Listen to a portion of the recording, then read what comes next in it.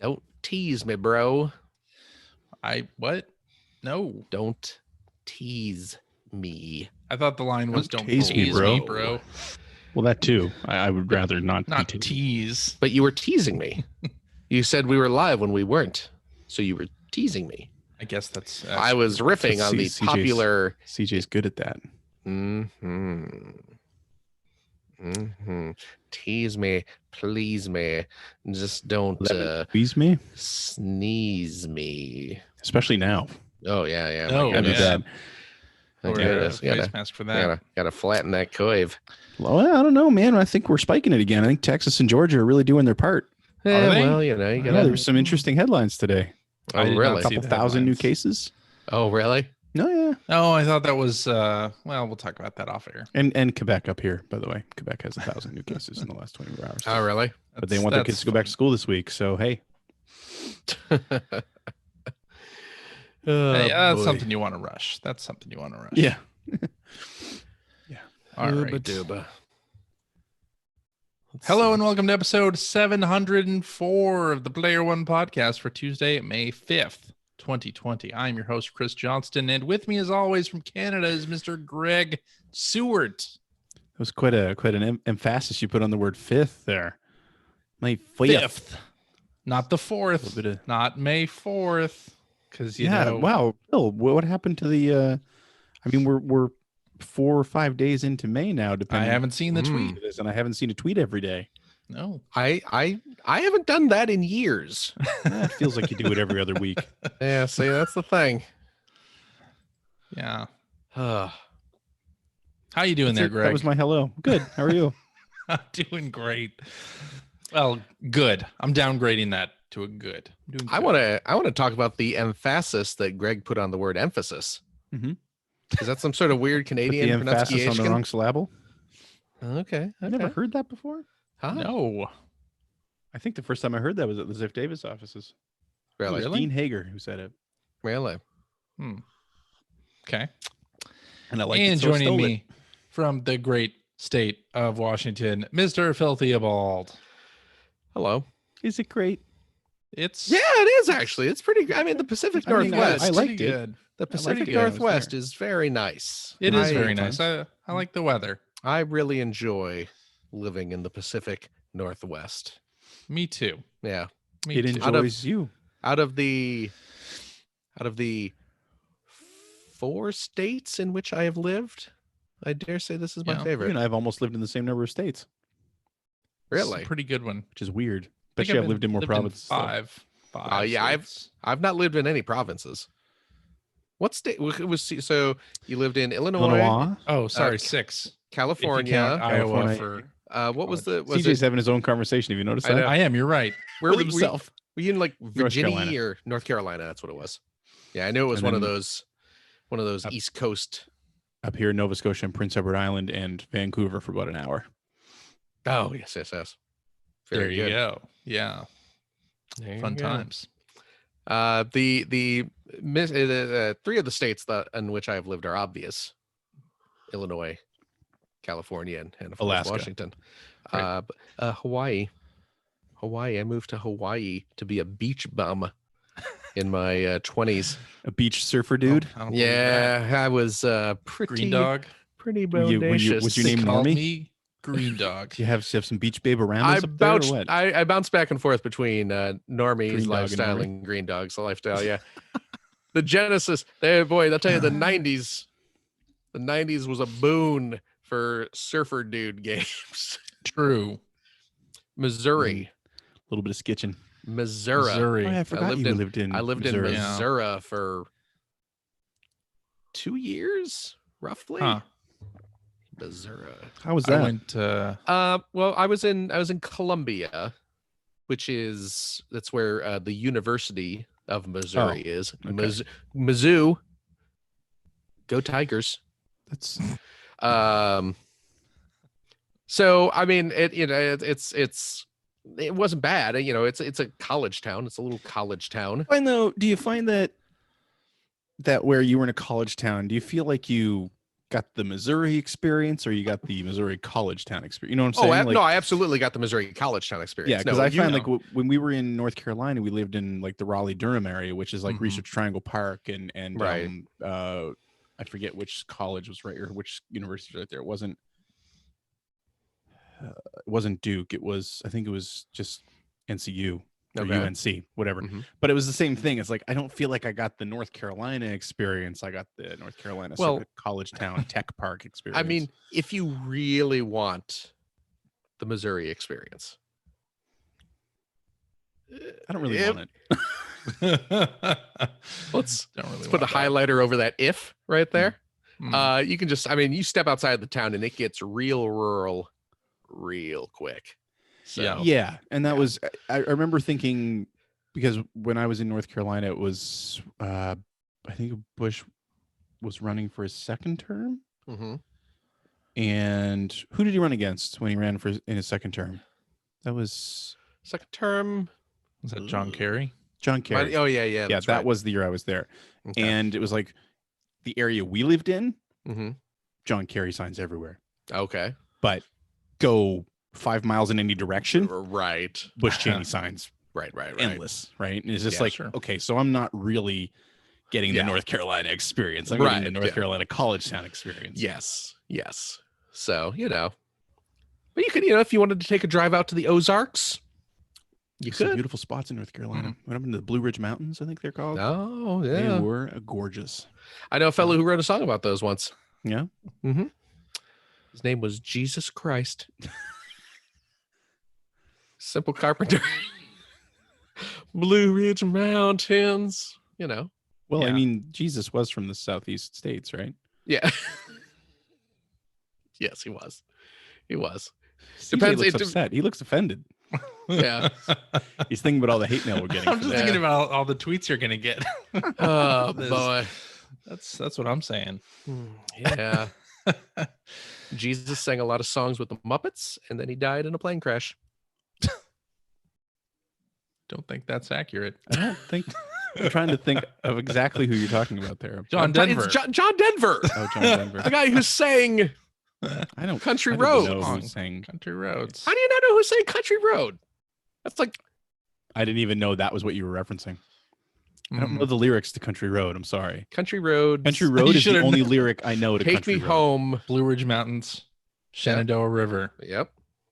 Damn, you guys. Yeah. It's almost Beyond my- heaven, West Virginia. Oh god. Blue Ridge. I've seen Starting Whisper of the again. Heart. I know these songs. I know these Japanese See, songs. at first I thought you were talking about the Big Bopper. No. Did I was he talking die in a about, plane crash? yeah, he did, along with Richie Richie Valens Valens and Is it Buddy Holly? No. But- Elvis Costello. Elvis. I think no, it was, wasn't Elvis. no, I think it was Costello. Buddy. I think it was Buddy Holly. Was it Buddy Holly? I believe it was Buddy Holly. Buddy Holly, Big Bopper, and Richie Valens all Yeah. died in the same plane crash. Plane crash. In the Blue Ridge Mountains. They actually died. They were in 3 separate planes. They all collided. It was a That's awful. wild coincidence.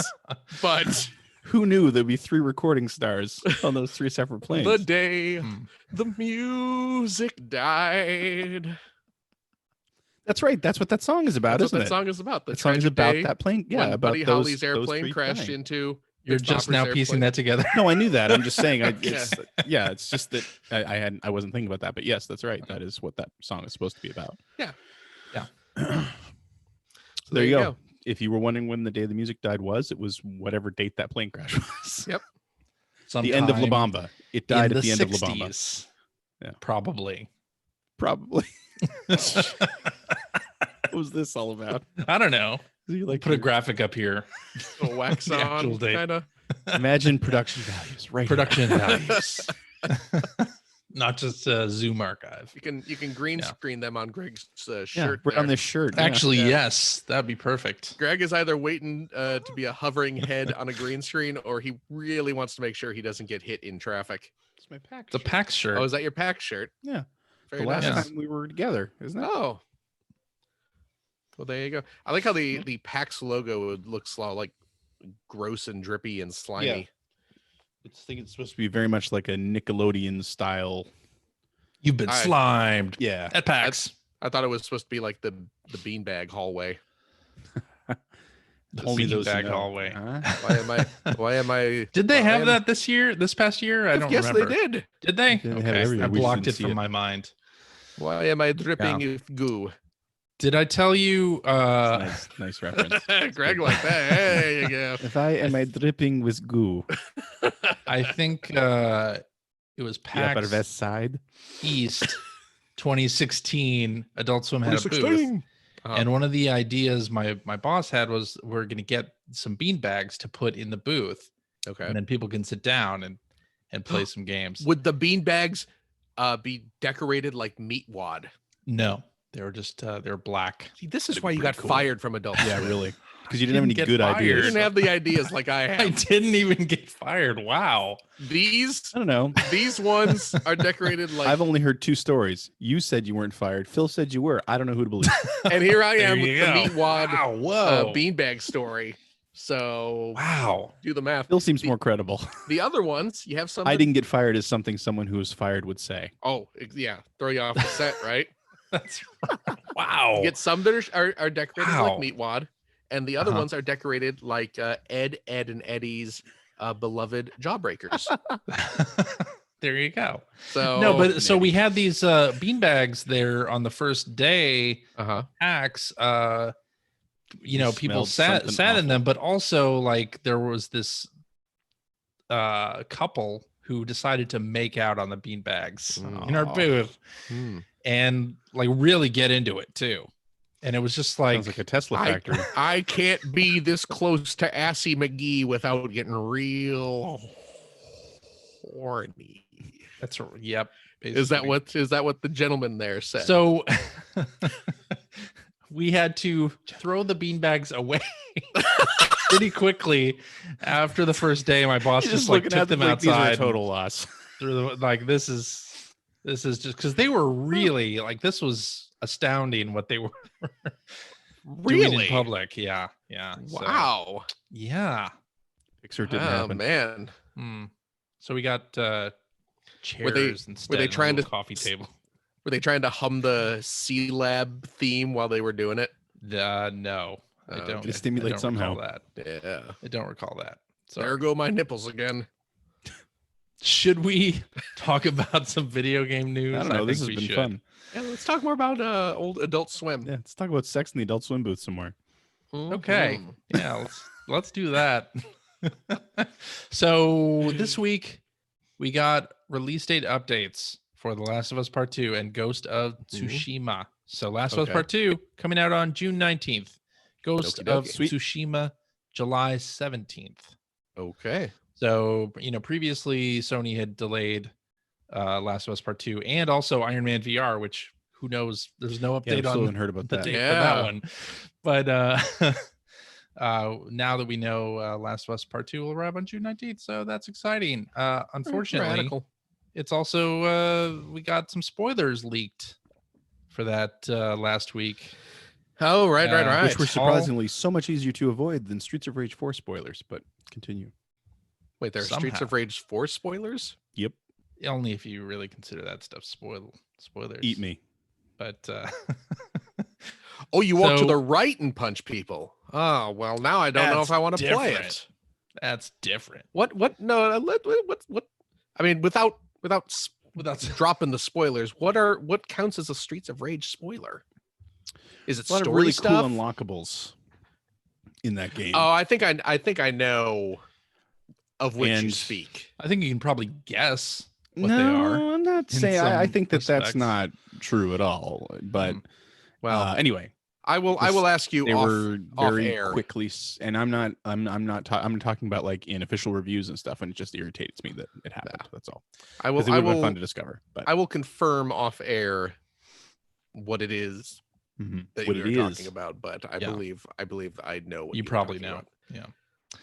Yeah. Also, Sony and Naughty Dog, apparently it was a hackers accessed some kind of Naughty Dog system based on a previous patch for a game. Isn't it always? Oh, Yeah, really? and got access to a playthrough of Last of Us 2 and then just put it online. So the previous sort of rumor was that it was a disgruntled employee, but no, in fact, it was somebody who got unauthorized access to a server that had a full playthrough and went ahead and posted it. Whoops. So that's great to have out there more than a month before your game launches. Can you imagine like working at a studio where story is so important to the games you make? Yeah, really. You have all your hard work just thrown out there like that. Like that's just right. Sucks. And so far before the release date too. Yeah. Like all the marketing is gonna start up soon, I'm sure, here pretty quick. And to have that out there. Yeah. And even like Neil Druckmann posted about it and said, don't look at the comments to these posts or to this Twitter post because someone's going to post a spoiler in it. Like they have for sure. People posting like images and comments that spoil the game, right? Or at least the narrative arc of the game. So still excited about that game, of course. And Ghost of Tsushima is exciting too. So yes, looking forward to both. Yes. You guys check out the trailer for Assassin's Creed Valhalla. Nah, I did not. Not an Assassin's Creed guy. I won't. It won't be too much of a surprise to you that they didn't show any gameplay. Really, it's just sort of a pre-rendered story, in 4-minute, 5-minute form. I love the. Great idea for a setting. Another very cool. That's. I guess that's the great thing about this series that they can kind of just go anywhere they want in time and. I'm excited about it. Still got ships to sail. Looks like so. I'm in. I'm totally in. I actually don't think I've played a Assassin's Creed in a while. Oh yeah. So and the last one I really liked was Black Flag. Anyway, so okay. Black Flag was your that was your gateway drug to Sea of Thieves, was it not?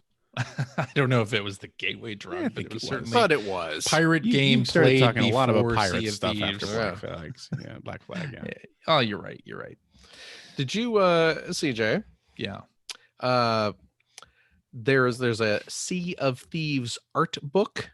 Yes. Are you aware of this book? Do you have this book? I do have the book. Oh, yes. Okay. Well then, never mind. I saw the digital version is on sale on Amazon/Comixology. If you want to get it, cool in digital format, you can. But I have it in physical format. Now you can want it again. Now you can read it on your iPad. It is in storage though, so maybe I do need a copy of it. I realized I don't like digital versions of books like that. Really? Nah. I'd rather have the actual book. Yeah.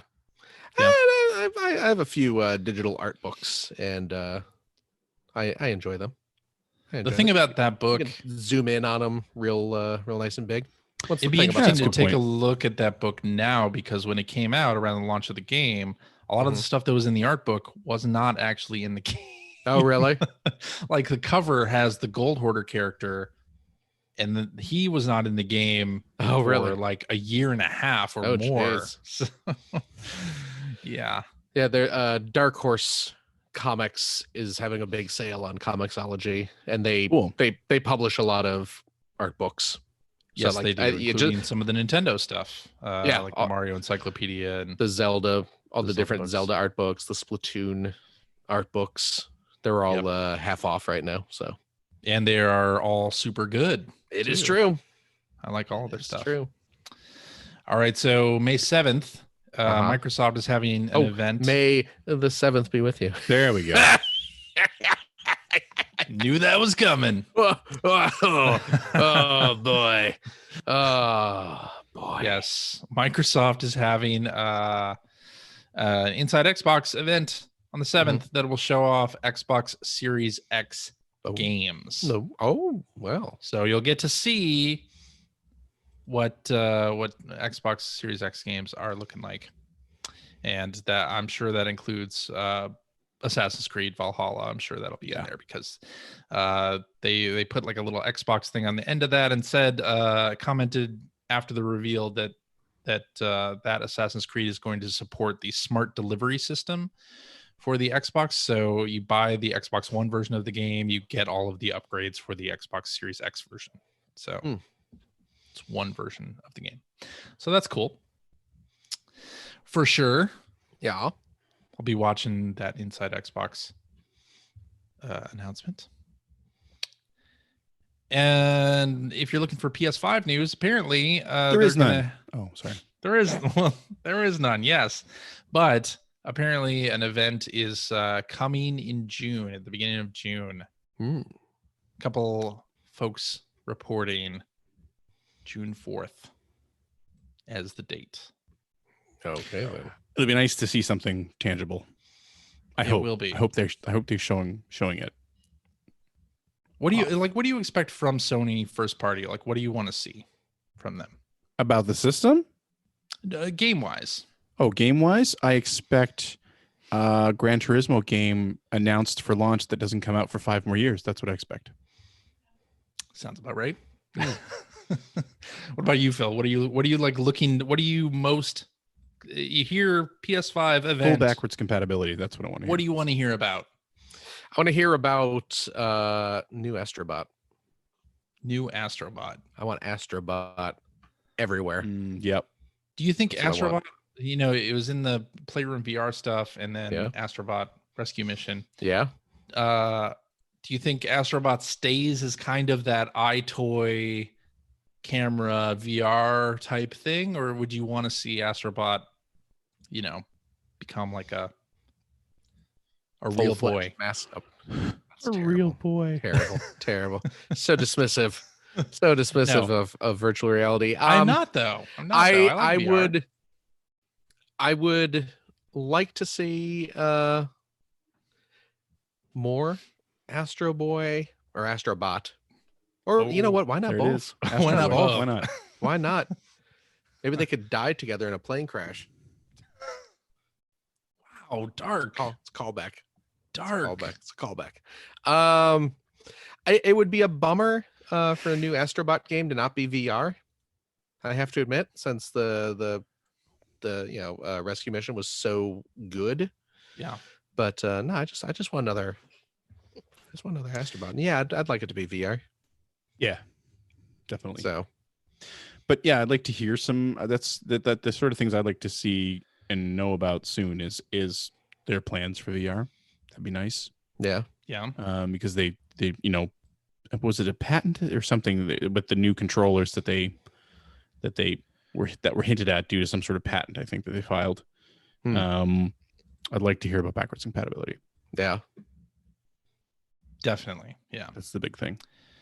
Instead of, oh, we tested 100 games and oh wait, we didn't mean 100, we meant the popular ones, and oh god, yeah. As far as games go, I mean, I'm not worried. They'll have some awesome stuff. Yeah. I'm sure I'll be excited about that.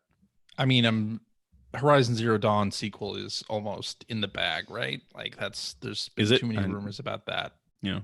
That it has to be happening. But I sort of wonder what other Sony studios are going to put together like first party narrative. New Sly Cooper. Player. I want a new Ratchet and Clank.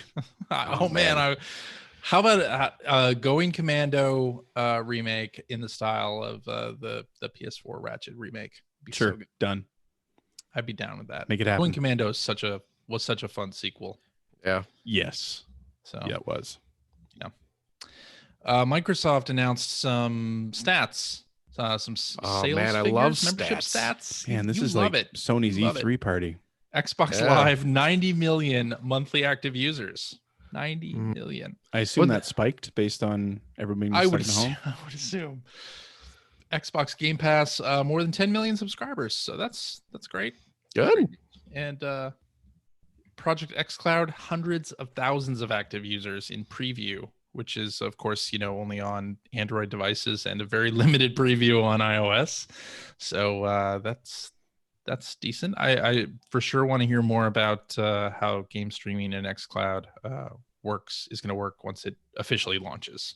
So, and hopefully the iOS version is on test flight, which is Apple's sort of beta software thing, and you have to release like a new version after 90 days. Like builds only last for 90 days, and it's getting to right about be that time. I think this week is when the xCloud app will expire. on iOS if they don't upload a new build. So anyway, the other piece of news is that Nintendo may have canceled their plans for a Direct in June. This comes off of reports from partners that they were preparing something and kind of getting assets and trailers ready for a June Direct, and that is no longer the case. Nintendo contacted those partners to say we're not doing it anymore. So that report comes out of GamesBeat, Mr. Jeff Grubb reporting that. So hopefully that means we'll still get a Nintendo Direct that has some of those things that were rumored, right? Like the Mario 64 Sunshine Galaxy sort of rumor that happened a couple of weeks ago. Hopefully that'll still happen, but sort of puts the future of these big Nintendo Directs in question when the timing on those will be. So everything kind of impacted by the stay-at-home orders and COVID-19. Yeah. I mean, none of it's surprising. I don't think it really means anything for the long term, but no, right. Yeah. It's just the plan for June has now changed, like everything. yeah. I was talking to somebody this past week. You remember when Sony exited E3 and their big thing was, we got hundreds of consumer events coming up this year that we're going to be at. Now there's no consumer events. Fair enough. Yeah, I forgot about that. I mean, I'm sure it's put everybody's plans for marketing just in general in disarray completely, but it's kind of funny to think of, in January, we were all talking about whether E3 was relevant anymore. And now every event is gone. Well, hey, I mean, they came out and said that the next E3 will be the new E3. That's right. In 2021. Interested to see how that goes. What that means. And I'm still interested to hear what IGN's Summer of Games is going to be as well. I just saw some tweets going on about that. Like there was that a Jeff Keighley thing? No, and then there's a separate Jeff Keighley thing as well. Oh, okay. I believe. I don't think he's in on the IGN thing. But okay. Yeah. I just hope that Schick Man makes a comeback. What's that? Schick Man. I hope he makes a comeback. Schick Man? You don't remember Schick Man? I don't think so. Mighty Razor Man? Yeah. Yeah. I remember Dorito Pope. Well, no, that was just a meme, though. Yeah. Schick Man was a real thing. There was one year where they decided that the way to sell razors was to turn one into a giant transforming robot called Schick Man. And they had like multiple commercials with him and I think actually he was on the proper broadcast too. I don't remember for sure, but yeah, Schick Man. It's a thing. Look it up. Okay. Schick Man. You guys pay more attention to Transformers than I do. Schick Man and Pepsi Man. It wasn't a Transformer. No, it was just a commercial. How dare you? It was a commercial and people have talked about it for quite some time. Okay then. Sorry, I don't remember that. Jeez. We probably live snarked that one together, CJ. I don't know. We may have. I think it's time for what you've been playing. Okay. So, Greg, why don't you kick us off? We started our Gran Turismo Sport League this week. That's all I'm going to say about that. So, there was a game that came out this week that I feel like you guys both should have played. Called Streets of Rage 4. I played that game. Don't you lump me in with that creep Johnston. I played it.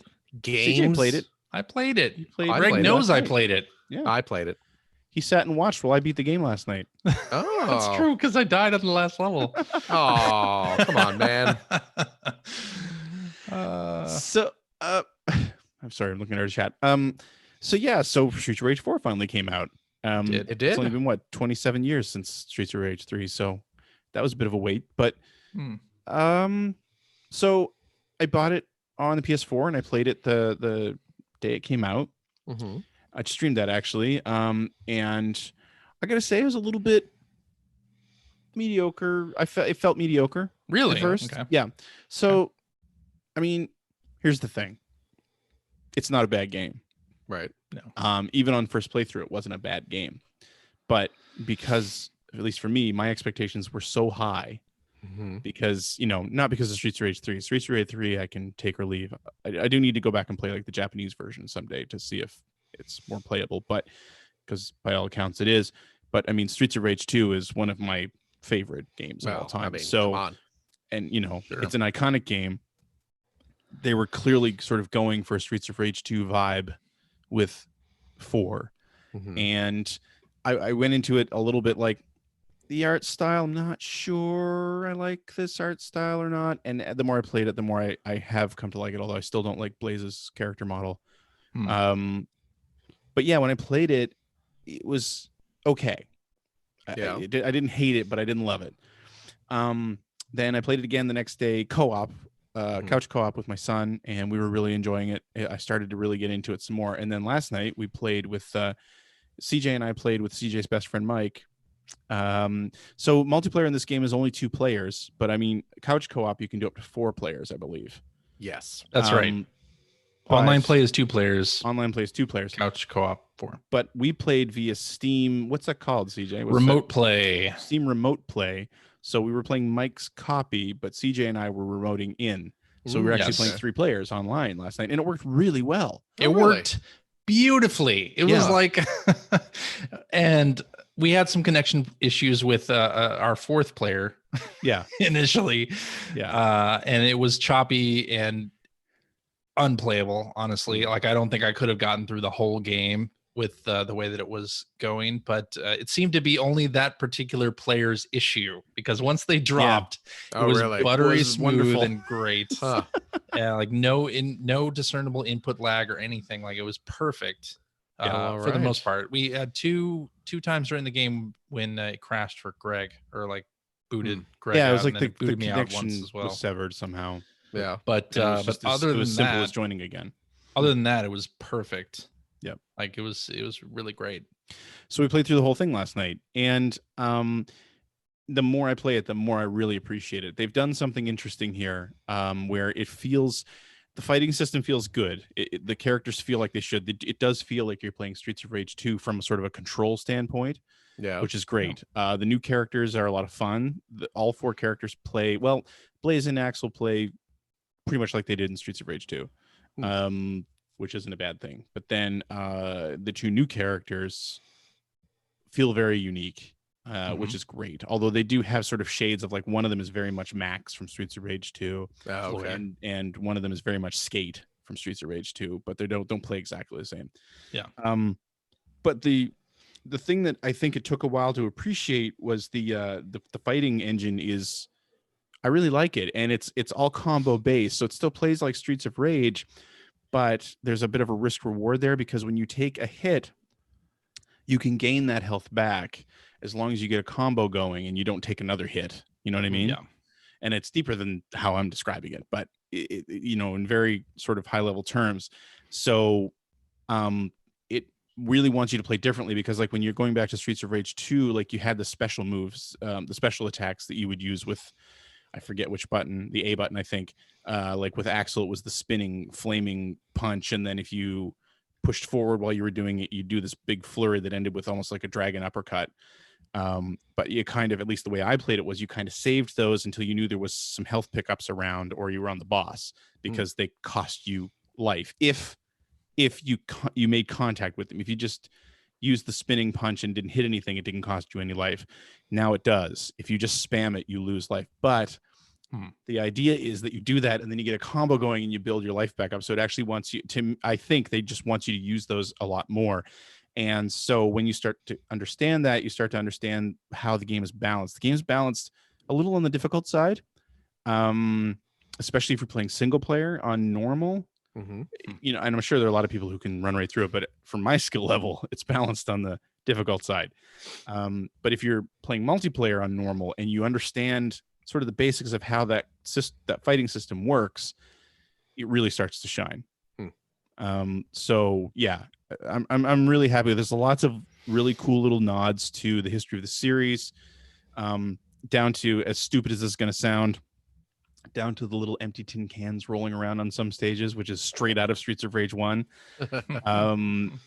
And like things like there's a boss that when she calls in backup, it's literally an updated version of Streets of Rage 1 special attack where the police car would drive in and fire a bazooka and flames would spread around. Like there's lots of little bits and pieces like that if you're a fan of the series from 25 years ago, they make you smile constantly, right? So you can tell that the developers have a major love for the series and the history of the series, but they've also managed to create something that feels unique but still feels like Streets of Rage. Plus, I thought the soundtrack was great.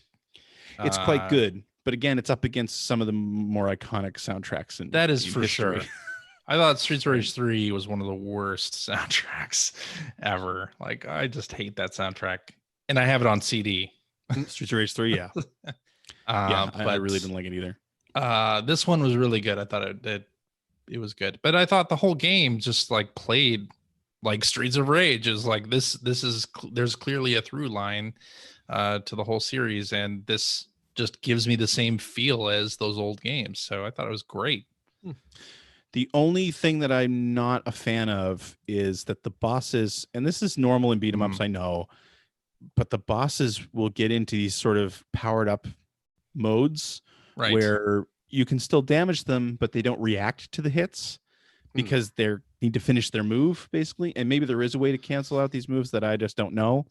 But like, even if you're using a special against them, and it happens really early on, and I think every single boss has one of these, and one or two of these sort of moves where it feels really unavoidable, especially if you're playing. So with Axel and Blaze, you don't have any dash moves. And a lot of these powered up attacks from bosses are like dashing across the screen really fast. So if you're not ready for it, you're going to take a hit no matter what. And it can get supremely annoying when they're just it's like, okay, I'm invincible now, and you can hurt me, but I'm not going to react, so you can't cancel what I'm about to do. And it's like, I'm not crazy about that. But the more I've played it, it's bothering me less and less. Not so much because I feel like it's not because I don't think I understand that or that I'm okay with that, but everything surrounding it is feeling better and better the more I understand it and the more I explore it. So pretty happy overall with it, gotta say. Cool. But yeah, the soundtrack's really good, but it doesn't hold a candle to Streets of Rage 2. Well, of course. Or the original. But very few games do. So yeah, that's really the main thing that I was playing this week. Like I said, playing some Gran Turismo, playing some more iRacing, but that was the main game I played this week. Cool. Nice. Oh, and King's Quest on the Master System, but the less said about that, the better. Bad port. It was okay. Really? Just old. And, a game that wasn't meant to be played with a controller. Yeah, exactly. Yeah. Phil. Yeah. What do you got for us? Well, I played some Streets of Rage 4. Yeah. I'm enjoying it. I picked Why didn't it you up. play with us last night? I don't know. No one. CJ invited you, didn't he? That was he said he was going to invite you. He absolutely did not. Wow, that jerk. I didn't hear anything. Man, I am sorry, Phil. I apologize. And I got it on Steam. So. Wow. Oh, well. What are you going to do? Well, Mike and I apologize. Well, thank you. You know what? You don't have to apologize, Greg. It's also on Game Pass, by the way. CJ really changed the subject there. Did you notice that? Yeah. Tell us more about the other games you've been playing. You know what else is on Game Pass? What? Better Friends. Oh. So yes, I picked up Streets of Rage 4 on Steam. I ordered the physical version from Limited Run Games. So otherwise I would have bought it on Switch otherwise, but I'm getting it on Switch physically. Okay. But that's not going to be out for, ever. Who knows how long, probably be a couple months, but yeah, I picked it up. It's it's everything you were saying. I'm enjoying it. You know what else I picked up? What's that? Just for a larf on Steam. So Streets of Rage 4 is developed by a company called Guard Crush Games. Right. I picked up one of their previous games, which is Streets of Fury EX. Seems like kind of a theme. Streets of Fury EX. Have you seen this game? No, but somebody in the chat actually just suggested it as I was talking about Streets of Rage 4. Well, there you go. Streets of Fury EX. I think I have it, but I don't think I've ever played it. It's on sale on Steam now for like $2 or $3. And it's a Streets of Rage clone. I'm sure that their work on that game is what kind of got them the Streets of Rage 4 job. But it's a belt scroller kind of game. But it's all digitized graphics.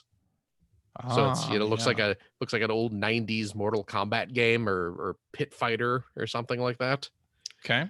And it look I mean, go look up some screenshots of it. I'm looking at the screens. It looks really stupid. I would not buy this. Just looking at the screen. It looks stupid. It is stupid. Yeah. It's very clearly just like the devs and their friends. This is amazing. They do have a couple like kind of crappy YouTubers in there as playable characters, but you can ignore them. This kind of looks amazing. Oh my God, it's got digitized graphics. That's exactly what I just said. I wasn't paying attention to you. It is absolutely worth the like $3 that they are asking for it right now, because it plays. There's also a demo. There is a demo, but I mean it plays great. You know, I mean it's not like, oh, this one plays really crappy and then suddenly Streets of Rage 4 magically plays really well. Right. You know, it plays like a real game, for lack of a better word. It only looks like Way of the Warrior. It is exactly not Way of the Warrior. Exactly. Right. So for the $2 or $3, it is good for a laugh. So okay, I would recommend that, Greg, if you are itching for more beat 'em ups. It's not on sale anymore. It appears it's not $10. I want to say that I have it. It must have been on sale at some point.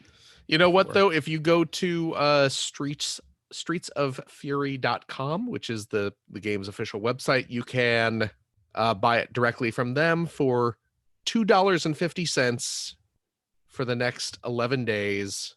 Oh, okay. Via Humble Store.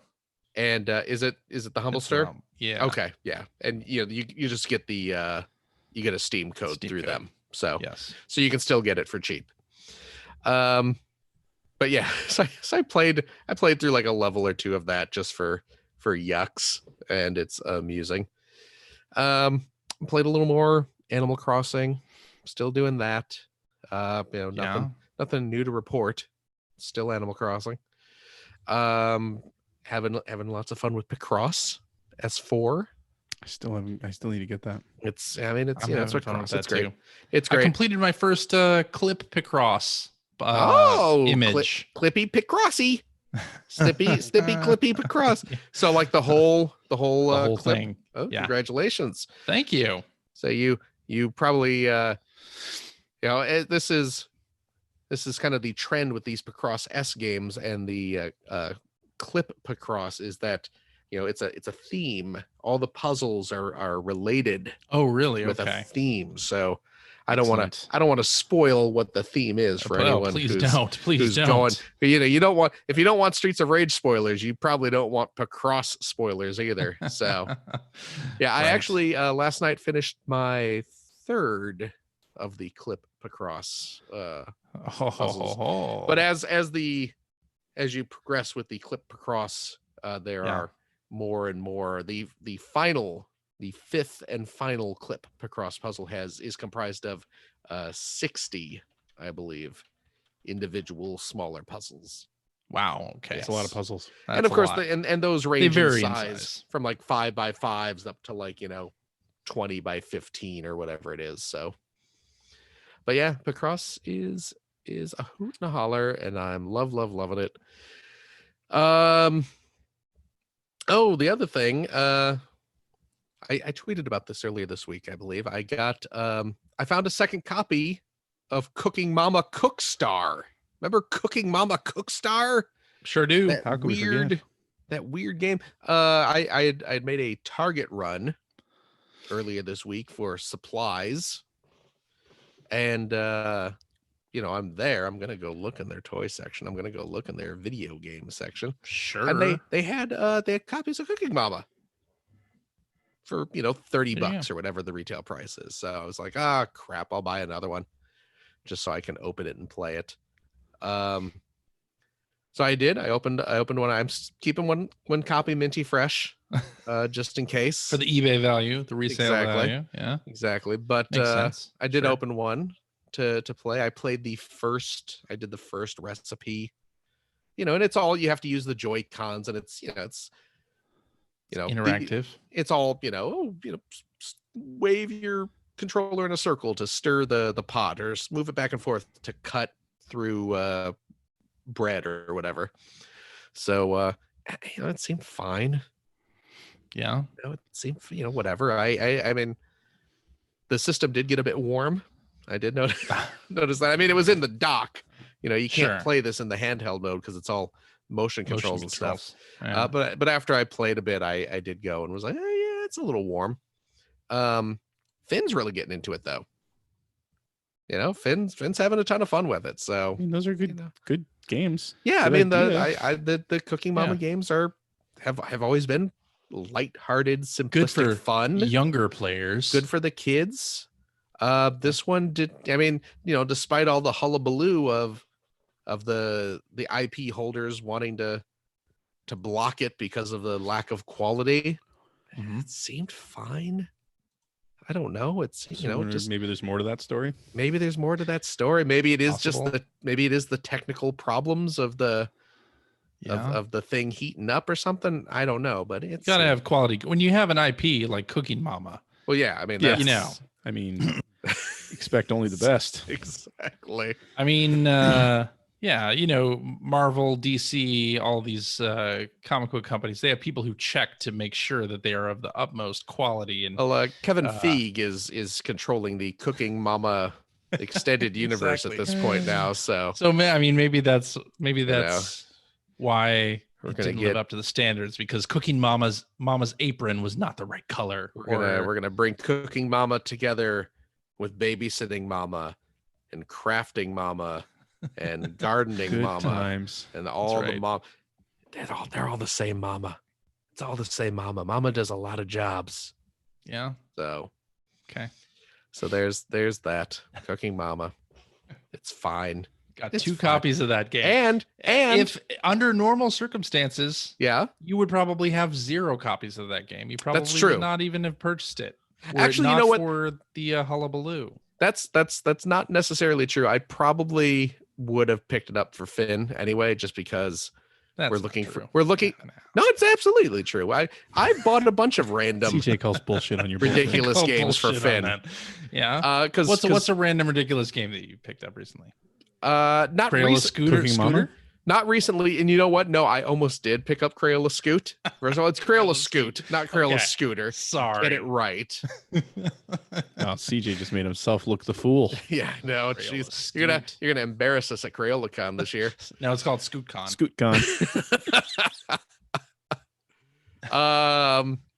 But I ended up not picking up Crayola Scoot. Yeah, just because I have Splatoon. And Crayola Scoot is just kind of Splatoon, from what I understand. Well, there's Gung Ho is coming out with Ninjala later this month. That is a free-to-play game that is very much Splatoon-like. Really? Anyway, and it's based on the Michael Keaton movie. Ninjala. No. That's Michael Keaton was never in a Ninjala. Okay. Yeah. First of all, it's pronounced Ninjago. Yeah. No, the game. And Michael Keaton was not involved in that.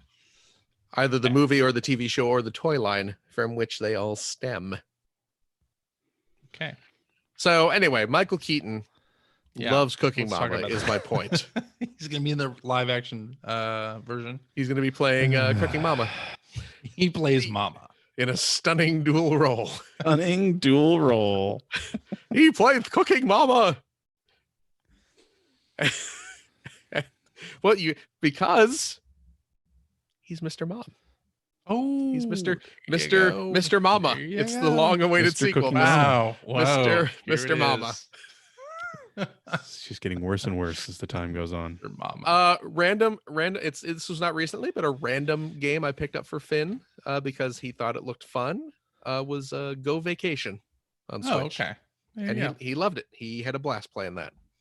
So, and I probably would have picked up Cooking Mama for him because again, we're trying to keep the kid entertained while we're all trapped at home. Yeah, boy, that's that's a thing.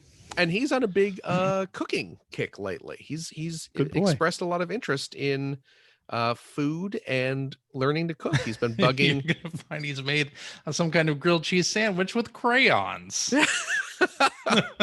Finn, why are you dipping our Joy-Cons in cheese? The game told probably me to stop the drift. Oh, look at you. The items that you make in the game so bad now are inedible in real life. Oh man. Yeah. But cooking, it's fine, whatever. Hey, you know what else? I threatened this last week. Look what I got here. YouTube friends. There it is. You know what this is? Is the Dilly Dabbler. My SpongeBob SquarePants Dilly Dabbler mint in package. That's perfect. Has arrived. Actually, all four. I had ordered 4 of these, and they have all arrived. I got this. I got my Spider-Man one. I got my Super Silly Makeover, and I got my poker one. And I actually just today went on the eBay and got the other 2 that I produced. So I will have you'll have a complete collection. You'll be Phil Theobald clear. Phil Clear Blues Room. God. Color with Blue, if I remember the subtitle correctly. Blues Room Color with Blue, or Coloring with Blue. Even though there's more to it than coloring. I didn't come up with the name. Don't look at me. That's Jack's Pacific you want to talk to about that. And Teledoodle, which was a simplistic little drawing program. So not easy. There's not a lot of copies of mint in box Teledoodle out there, it seems. So I'm glad I got it when I did. So yeah, there you go. Alrighty. That's what. Hey, Chris. What? Christopher. What's that? Philstopher. That is what I have been playing. Would you care to share with us that which you partook in? Sure. These past 7 days. Now. I've been playing Trials of Mana on the Switch. And I continued my save file from the demo. That's one of the things that you can do in that game. There's a nice meaty demo that's like 2 hours long. Just you can just continue right from where you left off. Just preserves your meat. Yep. Meaty. Pretty good. And I'll tell you what, I never played a Mana game back in the day, but this is hitting all the right nostalgia buttons for just 16-bit RPGs. All that nostalgia for something you've never played. Yeah. Something I've never played. No, I mean, Final Fantasy VI is one of my favorite games, and playing Lunar and Alex Odyssey and all of those like Saturn, like 16-bit looking RPGs from Working Designs. It's not a game. I think you mean Albert Odyssey. Albert Odyssey, that's the one. Alex Odyssey. Alex is in Lunar. It's true. He's you know what? He's the Dragon Master. Yeah, exactly. Spoiler alert. But pushing all the nostalgia buttons for old school RPG-ness. So so it's not like an action RPG? It is an action RPG, yeah. So okay. Because everything else you described there wasn't. I know. So I know. But I was a little in terms of, and I'm asking seriously because it's like if you're describing like a 16-bit style turn-based RPG, I was interested. But no, it is not turn-based. It is active battle game. where it's you're doing moves and stuff, but the enemies telegraph their stuff in the 3D environment. There's like a red outline where their attack pattern is going to be, so you can dodge out of the way. And I'm just really having a huge amount of fun with it. And I think part of that is just the presentation style and the translation, and the voice acting, which by the way is not good. Not good at all. Like, so I think it's going back to 32-bit, the 32-bit era. That's exactly like it's hitting all that nostalgia, because it's like, oh, bad dub. Yes, that's exactly what I wanted right now. Clearly, whoever they could find in a broom closet. Yeah, pretty much. Their lines. Pretty much. But Capcom. I'm into it. So having a lot of fun with Trials of Mana, and playing it on easy. But attaboy. I don't feel bad about it. Don't. There's no reason to feel bad about it. Okay, I won't. Also playing quite a bit of Predator Hunting Grounds. Mostly on the fire team side, actually. I decided that I would sort of focus on the fire team, in part because also you don't have to wait a whole long time to get into a game. So can you choose what character you want to be? Okay. I could imagine the wait for getting in on the Predator would take a while. Yeah, the queue time can be several minutes if you want to play as the Predator. Man, who's got that kind of time to waste? Exactly.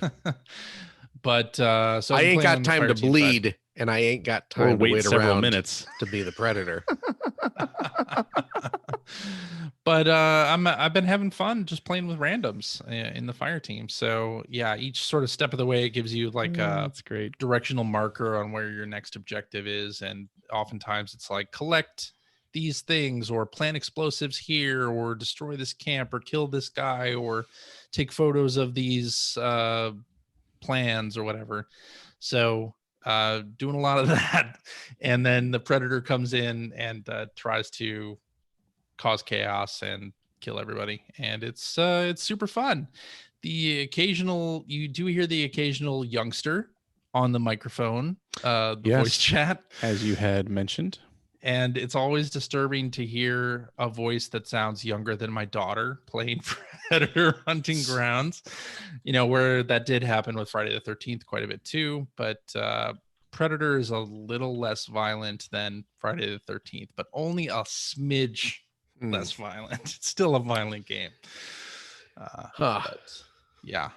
So having a lot of fun with Predator Hunting Grounds, and unlocking new weapons and perks to play as the fire team. So it's good. What perks are available?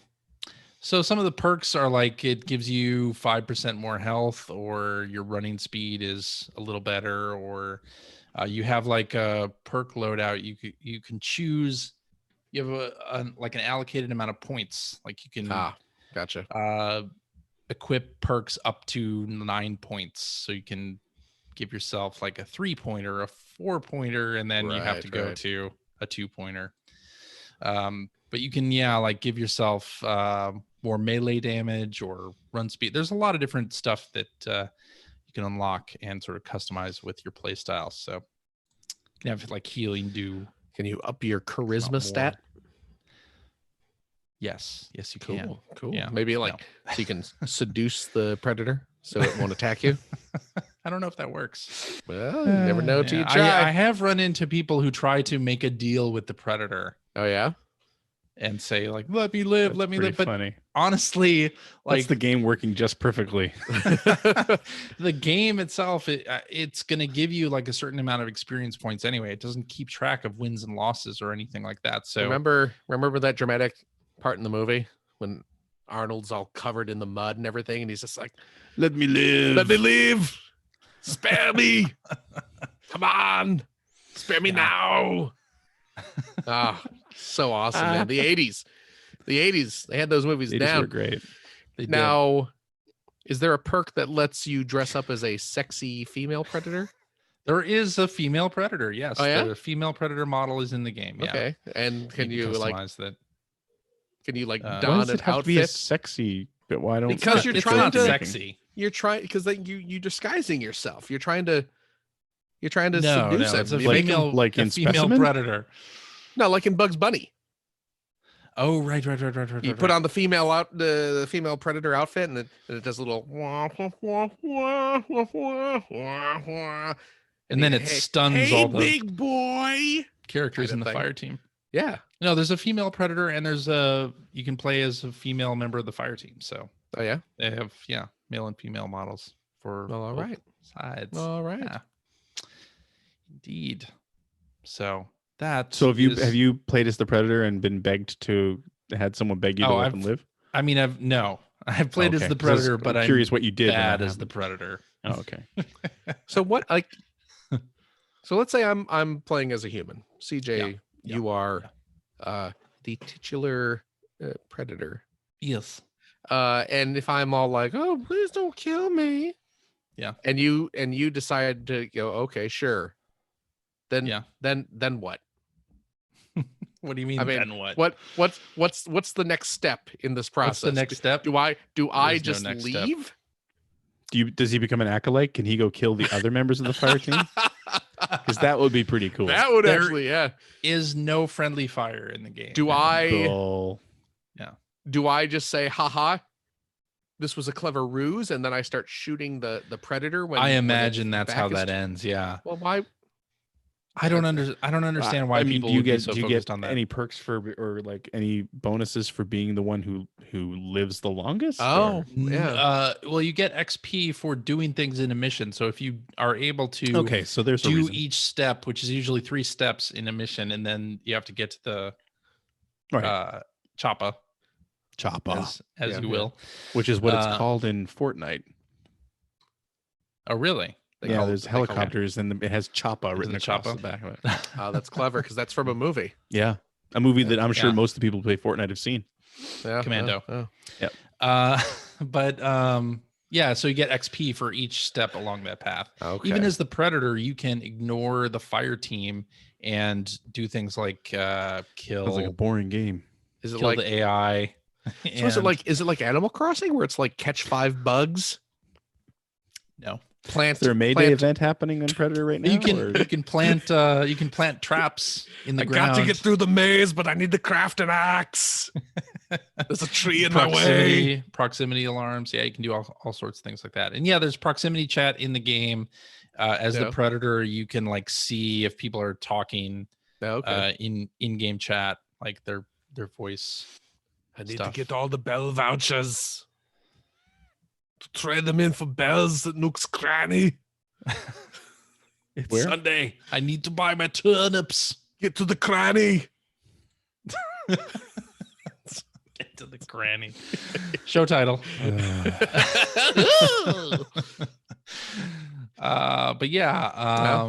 Predator's pretty fun. So, and usually matchmaking is pretty quick. I'm usually with a lot of PlayStation players. I don't know that a lot of people are playing this on PC yet. Really? Yeah, but it is quite fun. And that's all I've been playing. So it's time for tweets. Tweetly diddly dee. Tweetly diddly dee. Deets. Yes. Don't disturb my friend. He's tired. Hacker Alias, the defective Ram, says, how sad are you that Rue isn't in Streets of Rage 4? Do you think they are keeping him for a future DLC? So first of all, it's pronounced Ryu, and he's a street fighter. Not a Sega character. That's confusing. He's a street fighter, not a street rager. Good point. Right. Yeah. Good point. Who knows? Maybe Rue is in there. There's lots of stuff to unlock. That's true. I like the way that they have it set up. So it has various like checkpoints based on your score. Is that right? And like it's sort of after a stage, lifetime shows score, you where the milestones are, where you unlock things. Yeah. So, and it's going to take you multiple playthroughs of the game to unlock everything if you're that type of player. And I also like that. Again, they've sort of thrown a not risk reward, but it takes you longer to unlock that stuff if you use one of the so like every level you play you get 2 lives. Or maybe it's 3. There's only 2 lives on the counter, but I think it also counts as 0 too, so you actually have 3 lives to get through each stage. And then no matter how many lives you have when you finish the stage, you start the next stage with 3 lives again. Oh, really? Die if you lose all your lives in that stage. Everyone loses all their lives in that stage. When you restart the stage, you can choose to reduce the score you'll get and start with more lives and maybe more star attacks. So it's just an option that pops up on the screen where it's just like, okay, if you want to start this stage with 4 lives or something like that, or 5 lives, we're going to cut your score in half. Yeah. So if you finish the stage, you'll only it actually shows you on the screen that it reduces your score by half, and that's what goes into your lifetime score bar, which is what unlocks everything. Lifetime score bar. Yeah. But yeah, there's that, and then there's a few really cool pieces to find randomly. I don't know that they unlock anything, but I don't know if there's something in every stage, but in a few of the stages we found them last night where, I don't want to say what they are because they're too cool. Yeah. But there's some interesting stuff to find, and especially if you look for the arcades. Okay. There's cool things can happen in arcades in that game. There you go. Cool things can happen in arcades in real life too. If you're open to new experiences. True that. Wink. All right, let's do this one from Hackeralius Cub Life 7, who says, do you think they will make a Colecovision or Panasonic 3DO Mini since everyone has one now? Not if we're lucky. I like the systems he went for, Colecovision and then Panasonic 3DO Mini, like systems that are separated by 10 years. Yeah. I don't think there are enough people with 3DO nostalgia for there to be. And certainly Electronic Arts would have to be behind such a thing. Yeah, really, for right? it to happen, because they had some of the most iconic games on that system. Them and Crystal Dynamics. Square Enix. Yeah, exactly. So ColecoVision, were there any specifically ColecoVision games that I know Donkey Kong was Donkey that's where you got the Kong. best version of Donkey Kong. Yeah. But I mean, well, you don't want the Cabbage Patch Kids game? Well, I can't think of any other iconic ColecoVision games. Smurf Rescue. Was that only on ColecoVision?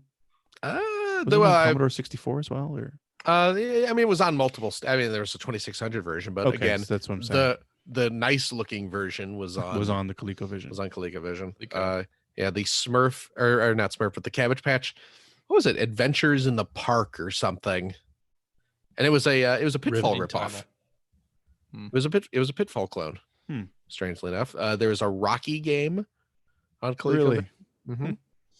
See, the thing my cousin had a ColecoVision, but I only ever remember his first ColecoVision games were Donkey Kong. Yeah, well, he had other games, but they were games that were, like you said, maybe slightly better versions of stuff that you get on other systems. And he also had the module that you could play 2600 games, right? A lot of our ColecoVision experience was playing 2600 games. And it was the Wild West back in the early 80s. People realize that that's the case. But yeah, like when you bought a ColecoVision, you could buy a module that played 2600 games. And in television too, right? And Intellivision, I think, did that as well. There was a separate module, I think, for Intellivision. Yeah, I think you're right. Yeah. But imagine that. Imagine buying a PS5 and then going out and buying an adapter so you can play Switch games or something. Yeah. Just crazy. Come on. What a weird time that was. Yeah. It'd be cool to have a little miniature ColecoVision. Yeah. It'd be neat. Yeah. But I don't see it happening. I wouldn't be surprised to see someone attempt a Coleco. Who even owns Coleco, the rights to a ColecoVision at this point? Yeah. I don't know. Who bought them? I don't know. Somebody tried to do a Coleco something a couple of years ago.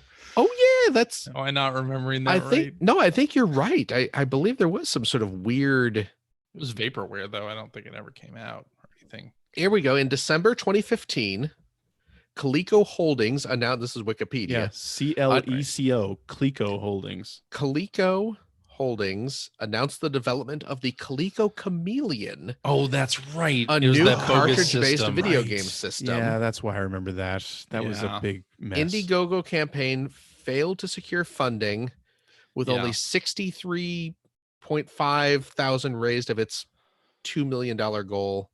But then there was also a lot of weird deception Really? Yeah, that was where they weird... had. Here's a video of it running when it was like. However, some critics suggested that the prototype fell short and was nothing more than the motherboard of a SNES inside a Jaguar That's case. what it was. Yeah. 2014, Act Games produced ColecoVision flashback consoles. Huh. Oh, okay. It doesn't really look much like a ColecoVision. It's a square box. Huh. Imagine that. Weird. And it didn't have Donkey Kong on it, obviously. See, that to me would be the biggest thing is, like, again, for me, ColecoVision was Donkey Kong. Right. And you're never getting Donkey Kong on a ColecoVision. Yeah, exactly. It's not happening. So yeah, let's see what's on Nintendo can barely get Donkey Kong on things at this point, can it? Goodness gracious, I'm looking at Amazon, the At Games ColecoVision flashback, and it's going to be garbage because it's At Games. Yeah, sure.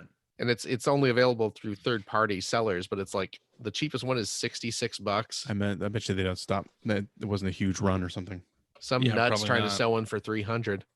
I'm trying to see what. Like there's some a mini 3DO too would have to have like Capcom on board and all these other. It's just with 3DO. I mean, there were some really good versions of some games there, but then otherwise you've got things that I don't know that people are clamoring to have. I could see something like a Dreamcast Mini or a Saturn Mini happening though. Sure. Eventually, maybe not now, but you know what? If they put out a 3DO Mini, I'd still buy one. Phil's frozen. Yeah. I couldn't tell if he was actually just being really still or dramatic pause. Yeah. But all it needs is and keep going. He's way behind. Now keep you're going. back. Am I back? Yeah. Yep. Am I back? Okay. Yep. Oh, my internet connection is unstable. Now that message is gone. I would buy a 3DO Mini if the only game on it was Return Fire. I thought you were going to say Way of the Warrior, and I would have agreed with you. No. Return Fire, I think there's enough on a 3DO that you could put on a 3DO Mini. I don't know if you get 40 games that would be worth playing. No. That's pretty high for that library. But the interesting thing about that though is that I think there's a fair amount of Japanese only releases for the 3DO because 3DO did okay in Japan. Show?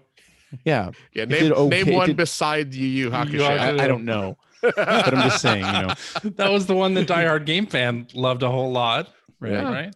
Yeah. Yu Yu Hakusho. But like you're talking about if you can get EA on board, like you're talking about Road Rash and right. Oh yeah, with EA, forget the it. Wing Commander 3 and Super Wing Commander could be there, and you're right. The Return Fire and maps of Doom, maps. You know of what? Death. Maps of Peyoed. Death. Yeah. The Horde. I take it back. I would buy a 3DO Mini if all it had on it was Return Fire and that Batman the Animated Series cartoon that was on the sampler disc. One half of the you can just Heart of Ice. You can just get that on iTunes, Phil. No, it is 2020. No, I need it in pixely. You could get the People's Party and Twisted. Zednos, the People's Party, Twisted, Jurassic Park, which was CPU Bach. CPU Bach. See, you know what? The more we're talking about it, the more I think of 3DO. Shelley Duvall's It's a Bird's Life. Putt goes to the parade. Oh man, Putt was Putt Saves the Zoo on 3DO. The Zoo was on it. We're just naming all the 3DO exclusives. Those are the parade was certainly. Yeah, wasn't there's one something to do with the bear, like Fatty Bear. Yep. Yeah, Gex. All the Crystal Dynamics stuff you could throw on there. The Horde. I just said the Horde, yeah. Did you say The Incredible Machine was on 3DO. For you Kirk Cameron fans. Star Control 2 was on 3DO. Oh yeah, that's right. It was. There was some good stuff on there. Alone in the Dark. Madden Football was on 3DO. Yeah, see, the games like that are tough because of the rights. Because there was a FIFA game on there too. Yeah, you're right. You're right. It was a really good. That was the only FIFA I've ever played. Oh, really? It was good. It was good. It was good. It was good. Man, Samurai Showdown. That was a good version of Samurai Showdown Turbo. too. Yeah, it was. Yeah, it was. Yeah. Neurodancer, of course. Absolutely. Plumbers don't wear ties. Naturally. There's a whole collection of Vivid Video discs for the 3DO too. Yeah, there you go. Oh, you know what I picked up this week? What? Vivid Video discs for the 3DO? Yes. As I'm flipping through as I'm flipping through the list of 3DO games, I picked up Flashback on Switch. It was like super cheap this week. It's like $1. Yeah. The so old that's the remake, right? It's not. It is it's the remake, but it does. You can drop the graphics down and the sound down. You can select. It's one of those games where it's like, it's Greg's looking out his window. Oh, I just heard the dogs barking downstairs. Is there a prowler lurking about, a peeping Thomas? I hope not. Oh man. It's one of those games where they have the original graphics, and they have the modern graphics. They have the original soundtrack and the modern soundtrack, and you can kind of mix and match them. Yep. It's like, I want the old graphics, but I want the blur effect, and the new soundtrack. But now I want the new graphics, but the retro soundtrack, that kind of thing. Question. The cinemas, are they the old 16-bit cartridge cinemas, or are they the terrible CG rendered full motion video cinemas on like the 3DO version and the Sega CD version? They got to be the old 16-bit ones. What do you mean full motion video? So I don't think I've seen those. So Flashback on the Sega CD and on the 3DO, and I probably other systems as well. Yeah. The cinematics weren't the polygon based models. Really? No, they were CGI, terrible CGI cinematics that were put in as full motion video clips. As opposed, like when you started up on like the Genesis or the Super Nintendo, you have that whole like 3D. Right. Yeah. No, I mean, it looks like Out of This World, or. Yeah, exactly. Yeah. But on disc-based systems at the time, really, they had full motion video, and they're really bad. Flashback, look awful. For what system? What systems was Sega CD, Sega and the 3DO CD. version as well, I believe. Really? Yep. They look awful, especially after experiencing. And I mean, the originals don't look amazing, but they fit the game and they fit the time. Oh yeah, look at that. No. They're terrible. It's the 16-bit versions. Okay. So I don't know if the CG ones are unlockable or anything like that, but it would be worth it. it's the old ones. It's the way it should be. Yeah. By the way, did you see that Munch's Odyssey is coming out on Switch? Oh, is it really? I really liked Munch's Odyssey. Yeah, I did too. Xbox. Yeah. OG Xbox. Crap for giving that a good score on EGM. Yeah. From other EGMers. EGMers were kind of jerks. Wait, you got... I don't know what you're talking about. People give you crap for liking Munch's video games? Because, Munch's Odyssey got good scores in EGM. Yeah. It's a good game. It was a good game. Yeah. All right. Let's do one more tweet. Oh, you know what? Shall we? Here's a 3DO hit. Toon Time in the Classroom. Don't remember it. Toon Time in the Classroom is a disc that just has a handful of public domain cartoons. Oh my god. Yeah, and I believe it is one of the more expensive probably very low games on the system. Yeah. I see. Because it's just like, if you want to watch 6 classic full color cartoons. They got any Betty Boop? It says here Tweety, Bugs Bunny, Daffy Duck, Popeye, so Looney Tunes, Elmer Fudd, and Superman. Okay. So if you want no Betty Boop, eclectic mix. But if you want, the common thread is that they are all public domain. So there you go. Yeah. Anyway. All right, let's wrap it up with this one from hacker alias DC Pantheum, who says, with a baby on the way. Congratulations, by the way. DC. Congratulations. I've been wondering. I thought he was talking about one of us. Confused me. Yeah. Congratulations. With a baby on the way. You. I've been wondering if I should put a lock on the game collection room. As fathers yourselves, can you share your experiences? Any priceless treasures destroyed, or have your children left your collections unharmed? So, okay, general advice has less to do with priceless collectibles and more to do with the safety of the child. Yeah. Put anything heavy or that you don't want ruined up a little higher. Yes, that's a and good maybe also rule bookshelves and stuff.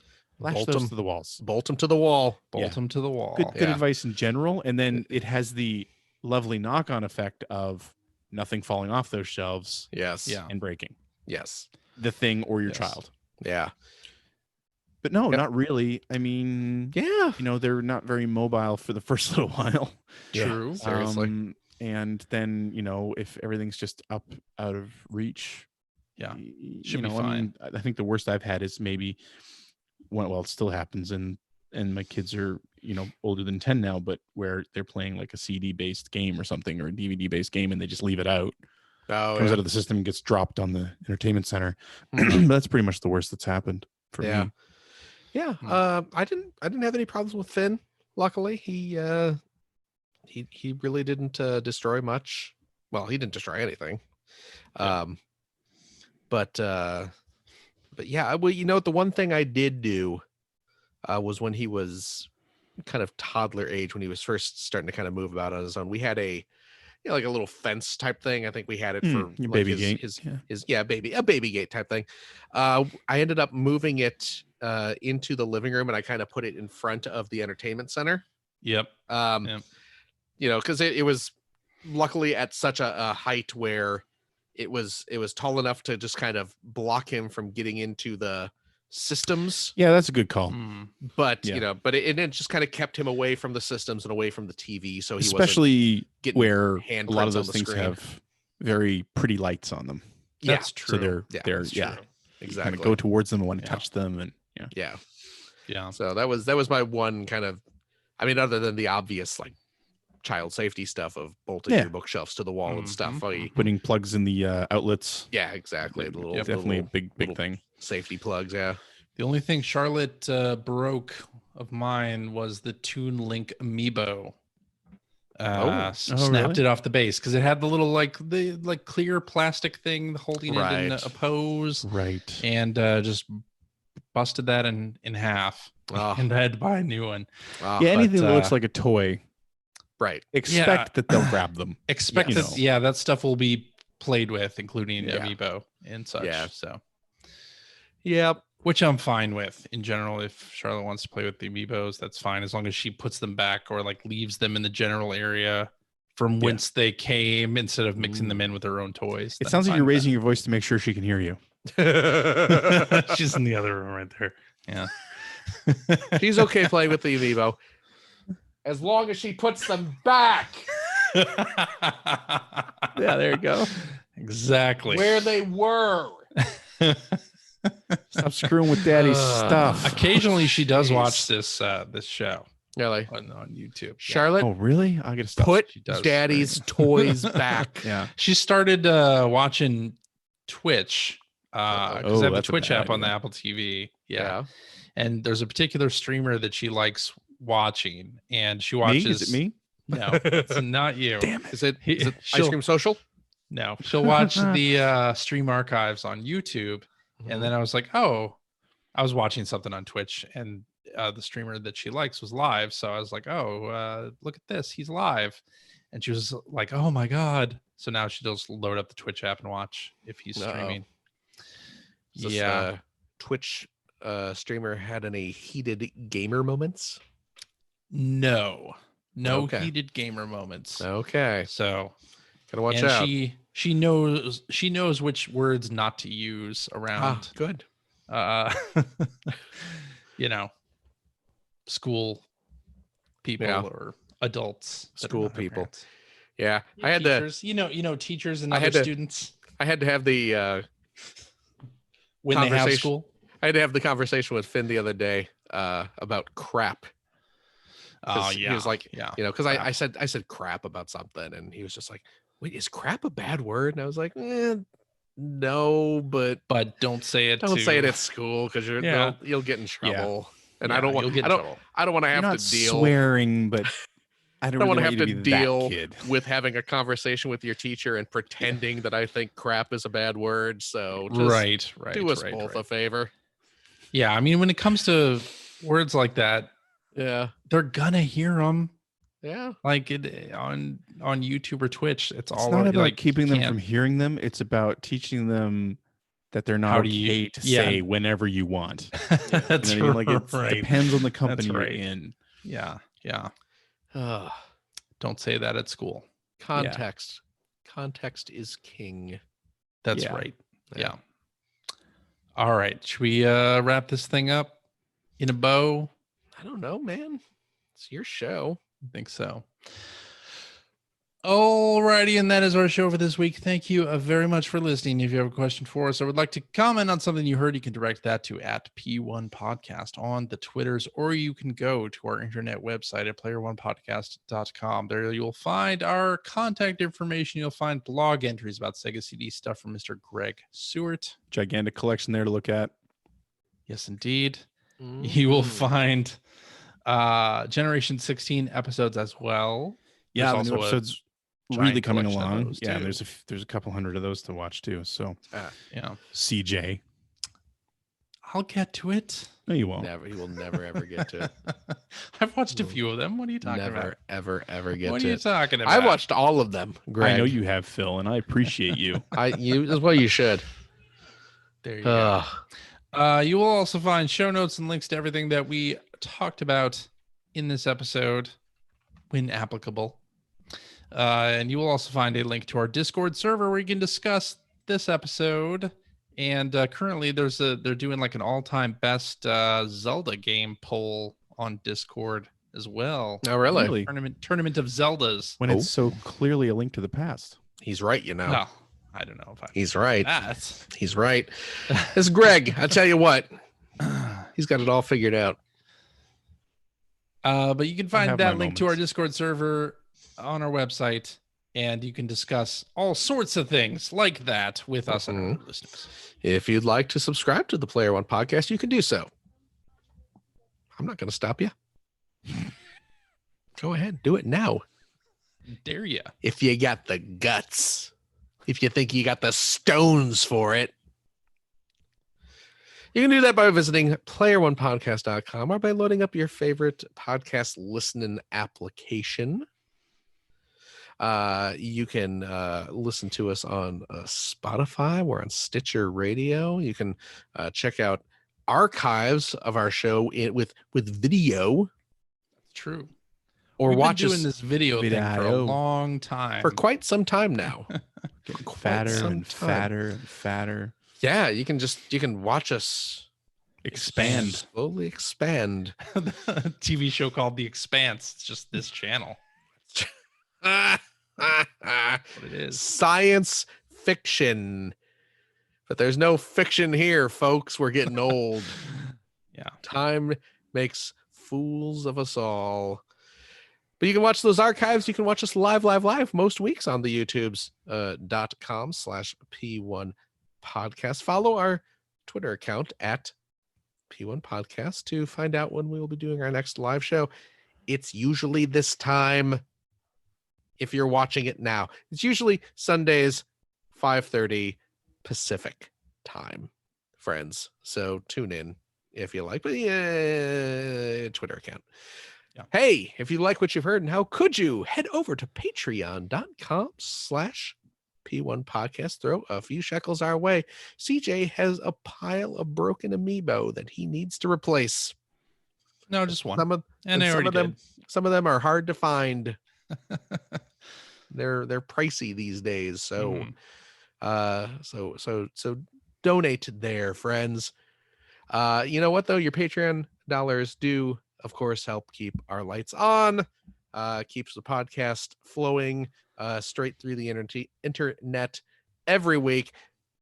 If you are a $5 per month Patreon friend, you will gain access to a special weekly post show that we literally record it right after this. True. And we play games, we crack wise, we have fun, we do all the stuff that your cooking mama warned you about. So join us for that. It'll be a blast. And as CJ has been pointing out, as a special treat, as a special quarantine pandemic treat, we've been putting up some of our old after shows. When do you put those up?